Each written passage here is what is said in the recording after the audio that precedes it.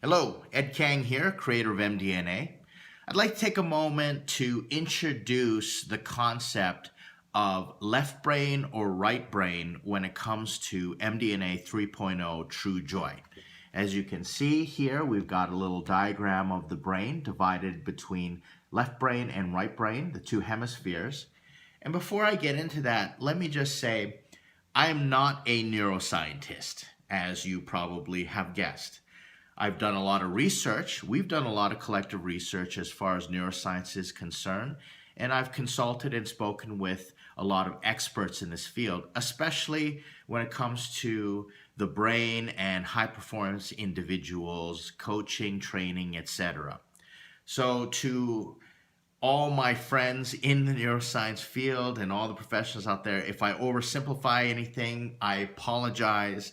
We are just trying to make this as accessible as possible for everybody to really understand or gain an application in terms of how MDNA can apply when it comes to understanding the left brain and the right brain. So here's what it looks like. So as an introduction, typically what we think of when we think of left brain, right brain, is we say the left brain is all about logic, about rational processing. They say math comes out of there. That's where you really think. And the right side has been about emotions, has been about feelings, creativity, etc. So what's happened is people have said, well, I'm either left brain or right brain, left brain dominant or right brain dominant, and certain professions. So if you happen to be an engineer, they say, well, that's a left brain career, a left brain position. And through our research, we've just realized that just simplifying things that much is not as helpful. And in fact, you should be using both sides of your brain. It's actually very helpful to use both sides of the brain and increase your capacity all around. And so that's the reason we've divided MDNA across the spectrum. And as you can see, we go left brain is all about truth and action, and right brain is about joyful relationships. And again, that's really simplifying and generalizing. But when you're thinking left brain, you're saying, how do I take this truth? What is this truth? And put it in action.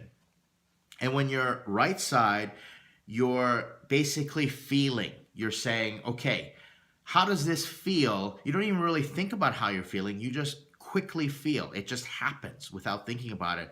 How do I feel about this relationship? How do I feel about these relationships or this social situation, etc.? So you can actually have emotions on the left brain and right brain. Emotions are not just relegated to the right brain. So you can have a left-brained emotion and a right-brained emotion. So let me give you an example. Shame. Shame is that feeling that you get when you just want to hide. So for example, you're having a dream and suddenly you're standing in your underwear in front of a class. Typical dream, I've had it before. And that feeling of shame makes you want to hide and makes you want to cover up. So we feel shame all the time when something happens where we just feel like hiding. Now, when it comes to right brain shame, you can actually have appropriate shame, which is really interesting. So for example, if I'm having an interaction with you and suddenly I say something that's insulting or insensitive, and I see immediately on your face that you have lost all joy to be with me. There's this look on your face saying, wow, I really don't like Ed right now based on what he said. Well, I'm going to feel shame, and that is appropriate. And if I deal with it appropriately, what I'm going to do is I'm going to say, well, I'm sorry. Did I say something that was inappropriate? I just seeing that this is a little awkward now. And can we talk about what I said and resolve it? And that's a really great skill to have. It's all about emotional intelligence. It's your EQ at work to resolve a situation and to process emotions and to help people, help yourself and help other people through those emotions before they become inappropriate. And that's where we get to the left side, which is all about truth and action. Now, for example, in this situation, say I have that right brain shame. Oh, this person is not enjoying their time with me. If I begin to think, well, that must make me a bad person.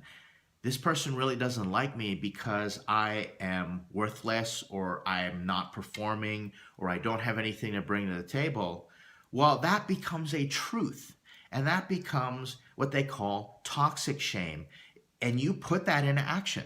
So you may not even realize you're doing it, but if you suddenly have this truth, this toxic shame in your brain saying, I'm a bad person, I'm not worthy. Say something happened to you a long time ago, like many things have happened to me, where I went from right brain to left brain shame because I didn't feel I was worthy, I wasn't performing, and the only way I could have joyful relationships was if I put truth in action. If I actually did something, if I got good grades, or I was always performing, I was the top person at work, then people would want to be around me. And that's simply not true. There are people who want to be around me regardless of my performance. Thank goodness for that. So if you make that toxic shame, I'm a bad person, what that can do is lock you into a lifetime of behavior that really prevents you from experiencing true joy. So do you see the difference between left brain and right brain emotion? We can take any emotion and really look at it from that perspective. For example, there's fear. There's this emotion of fear that's appropriate, that makes you go into flight or fight. And then there's a left brain fear that makes you act inappropriately. They say fear stands for false expectations appearing real. Well, you can have a fear lock into something that you believe is truth that has to be put into action, and that can create a lot of inappropriate behaviors. So this is the reason we broke MDNA down into left brain and right brain, because as it turns out, you can actually use these gifts in left or right brain fashion. So for example, UCD, I can be a left brain UCD and be all about putting my ideologies, convictions, my black and whiteness into truth in action, translating my gift into truth in action, which I do a lot. But what can happen is if I shut the right side of my brain off, that can be at the expense of joyful relationships. And there is a way to use your gift in truth in action, to put your gift into truth and translate that into action while maintaining joyful relationships.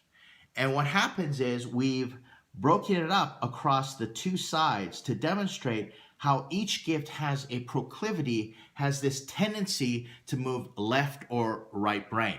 So UCD being on this side can really just stay left brain, go offline, and lose all joyful relationships. And that's important. And we'll get into that as I record more videos and explain the difference between left and right brain for every gift. But just know that right now, what we're attempting to do is show people use both sides of the brain when it comes to your intrinsic motivation. And this is an emotional intelligence skill or a maturity skill, using your EQ to become that much more effective so you can achieve professional success and personal fulfillment. So I hope that was a clear enough introduction. Again, that's neuroscience, just really boiled down so it's accessible for regular educated folks like you and me. And hopefully that has helped you move a little forward in understanding how MDNA 3.0 True Joy works. And we look forward to sharing more with you later.